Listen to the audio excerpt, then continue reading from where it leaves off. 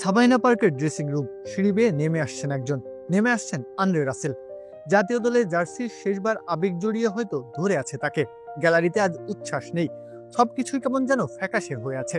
Guard of honour, বেদনার করতালি সবকিছুই যেন মনে করিয়ে দিচ্ছিল গন্তব্য এবার শেষ, এবার না থামলেই নয়। 14 বছরের কত শত স্মৃতি, হারের ক্ষত, জয়ের আনন্দ, আজ রাসেল সবকিছুই বাক্সবন্দি করে তুলে রাখতে চাইলেন। হয়তো মনে পড়ছিল শুরুর দিনের কথা, প্রথমবার এই জার্সি পরেই তো স্বপ্নযাত্রা শুরু করেছিলেন। আজ তাকে তুলে রাখতে হবে।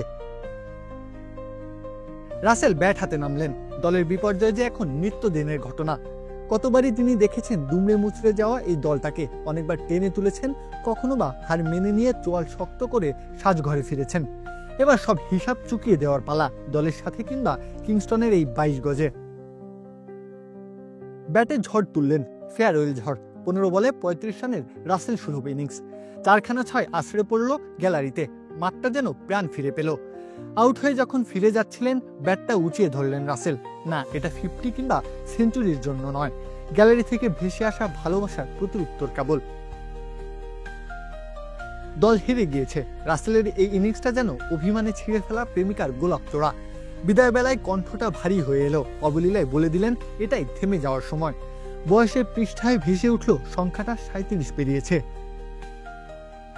ক্যারিয়ার জুড়ে একটা মাত্র টেস্ট খেলেছেন, ওয়ানডেতে সংখ্যাটা 56।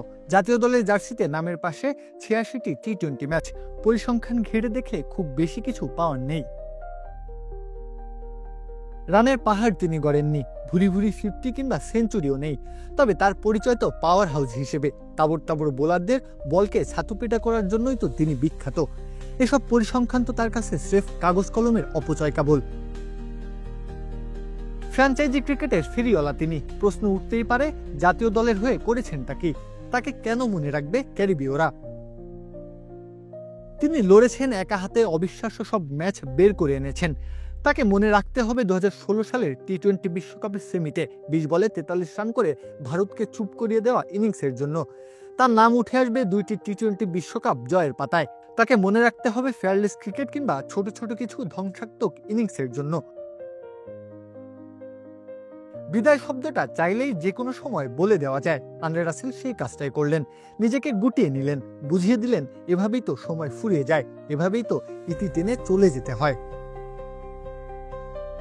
প্রত্যয় হক কাব্য, খেলা 71।